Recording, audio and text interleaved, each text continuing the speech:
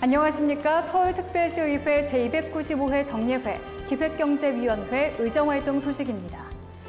이천 물류창고 화재 참사의 경우처럼 앞으로는 기업의 중대산업재해 책임을 물어 법적 처벌을 가할 수 있을 전망입니다. 중대산업재해가 반복적으로 발생함에도 불구하고 산업안전관리감독의 주체인 기업에 대한 처벌이 미미한 현실을 개선해 안전한 노동 환경을 마련하기 위한 조례안 제정의 필요성의 뜻이 모아진 건데요. 조례안 제정 촉구 건의안이 통과된 만큼 노동자가 안전하게 일할 권리가 보장되는 노동 환경 구축을 위해 실효성이 있는 대책이 마련되기를 기대합니다. 제295회 서울특별시의회 정례회 기획경제위원회의 의정활동 소식 지금부터 시작하겠습니다. 기획경제위원회가 제295회 정례회에서 소관 부서에 대한 각종 현안을 처리했습니다. 기획경제위원회는 6월 10일부터 6월 30일까지 21일간의 일정으로 열린 제295회 정례회에서 소관 부서와 각 실국에 대한 업무 보고를 받고 추경 예산안과 결산 승인안을 심사했습니다. 이어서 서울시 농수산식품공사가 운영하는 가락 농수산물 종합도매시장을 현장 방문하는 한편 상임위원회에 올라온 각종 안건을 심의했습니다.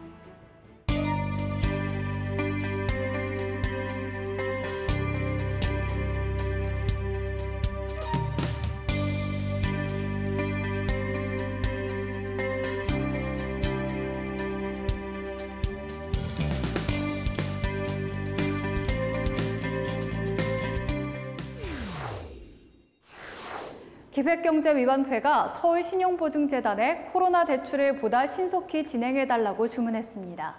소상공인들에게 윤활유 역할을 하고 있지만 접수 신청 후 대출까지 걸리는 시간이 너무 길다는 불만이 제기된 건데요. 이 밖에도 어떤 논의가 이뤄졌는지 계속해서 기획경제위원회의 의정활동 소식 살펴보겠습니다. 서울시가 운영하는 공공기관에 대한 경영 투명성과 공익성이 강화될 전망입니다. 기획경제위원회는 6월 16일 노동자 이사제를 노동이사로 변경하는 한편 노동이사의 운영 실태와 경영 참여 실적을 기관 평가에 반영하는 내용을 담은 서울특별시 노동자 이사제 운영에 관한 조례 일부 개정 조례안을 수정 가결했습니다. 다만 성공적인 안착을 위해서는 노동이사의 직무 독립성이 보장되어야 한다는 의견입니다. 왜냐하면 노동이사는 비상임사지만은 한편으로 봤을 때는 이사로 활동할 때는 비상임사지만은 또 한편으로는 기관장의 업무 지휘를 갖다가 갈 수밖에 없는 노동자 신분의 이중적인 신분을 갖고 있단 말입니다. 그러다 보니까 노동이사 활동 기간에 흔히 말로 기관장하고 사이가 안 좋았을 때 전혀 자기 전문 영역과 상관없는 부서로 배치됐을 때는 이게 보복성 인사가 될 수 있다는 거죠. 그래서 노동이사제는 노동자가 공공기관의 최고 의결기관인 이사회에 비상임 이사로 참여해 경영의 주요 사항을 함께 결정하는 제도로 경영 투명성과 이사회 운영의 민주성, 노사협력과 상생문화 확산 등의 성과가 있는 것으로 보고되고 있습니다. 상위법과의 충돌 가능성에 대해서는 의회 차원에서 보다 적극적인 대응을 주문했습니다. 이게 상위법과 충돌해가지고 문제가 됐을 때 우리 서울시 법무부 담당관실에서 한번 붙어보면 되는 거 아닌가요? 소송이나 이런 걸로? 맨날 이런 식으로 상위법과 충돌해서 안 된다는 식으로 우리 집행부가 계속 주저앉은 거는 좀 문제가 있지 않을까요?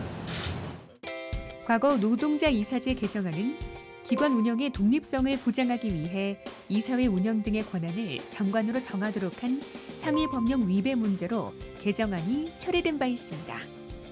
서울시는 정원 100명 이상의 서울시 투자, 출연기관에 의무적으로 노동이사제를 도입하였으며 현재 18개 기관에서 24명이 임명되어 활동하고 있습니다. 기획경제위원회가 남북협력추진단의 회계에 심각한 문제가 있다고 지적했습니다. 기획경제위원회는 6월 18일 열린 2019년도 남북협력추진단 소관 세입세출 결산 승인안 심사에서 남북협력추진단의 집행잔액 미반 납과 과도한 수의 계약이 문제가 된다고 지적했습니다. 집행잔액 반납금을 회계연도 안에 처리해야 되는데 이것도 이제 좀 지연된 부분이 좀 지적되어 있는데요. 지금 검토보고서에서 지적한 것처럼 심각하게 위배사항이 있다고 한다면 그러면 작은 문제는 아니잖아요. 지방자치단체 기본관리 기본법에 따르면 기금의 출납은 회계연도 안에 반납 처리가 되어야 하지만 남북협력추진단은 2018년 예산 중 세계 공모사업에 대한 집행 잔액을 회계연도 내에 반납하지 않았으며 용역과 물품계약 등 총 18건에 대해서는 모두 수의계약으로 사업을 진행해 논란이 된 바 있습니다. 군사적 긴장을 고조시키고 있는 대북전단 제작, 살포에 대해서는 보다 적극적인 제재가 필요하다는 지적입니다. 그 내용이 너무 저질이야. 그리고 이 사람들이 한국자 전체를 대변하고 있는 게 아니잖아. 뭔가 법적으로 이 대처를 해야 돼. 보시고 대처할 방안을 찾으셔야 돼. 한편 기획경제위원회는 남북 관계가 경색 국면을 맞고 있지만 그 상황 속에서도 평화 공존을 위해 남북협력추진단이 할 수 있는 역할을 찾아 보다 적극적으로 나서줄 것을 당부했습니다. 우리 민족의 뿌리이자 원동력인 농업이 사회 취약계층이 우리 사회 속에서 함께 호흡하고 자립할 수 있도록 돕고 있습니다. 이를 사회적 농업이라고 하는데요. 서울시에서는 사회적 농업 육성을 위해 다양한 노력을 하고 있습니다. 시민 리포터가 찾아가 자세한 내용 알아봤습니다. 함께 보시죠.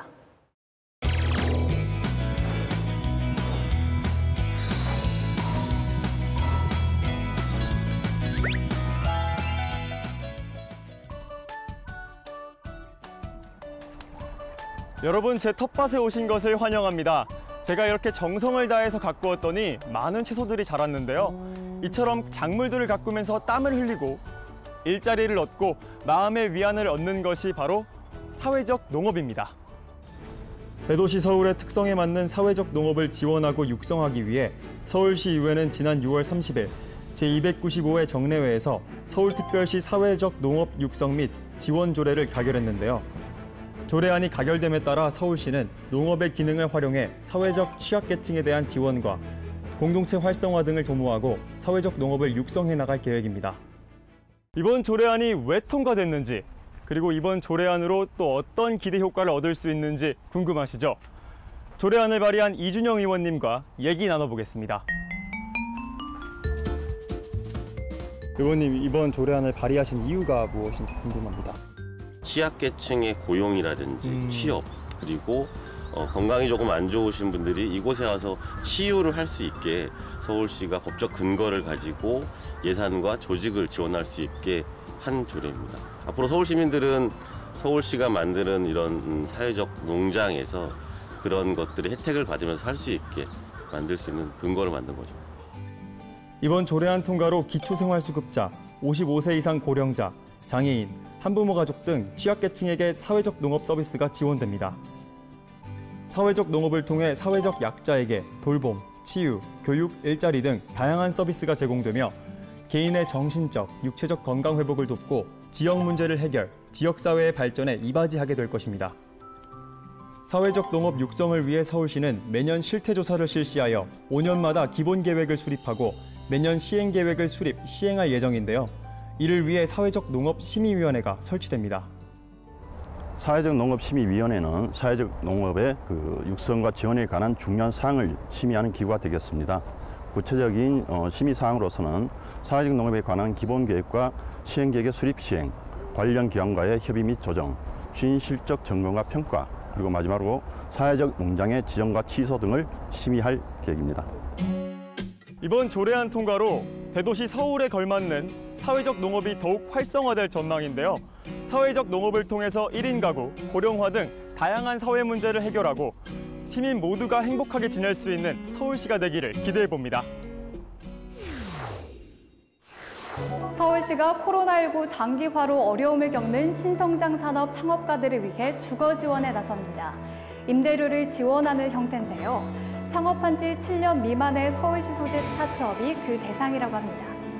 창업과 주거 지원을 통해 경쟁력 있는 스타트업이 발굴되고 창업가들이 마음 편히 창업에 전념할 수 있는 환경 조성이 이뤄지길 기대합니다. 제295회 서울특별시의회 정례회, 기획경제위원회의 의정활동 소식은 여기까지입니다. 시청해주신 여러분 고맙습니다.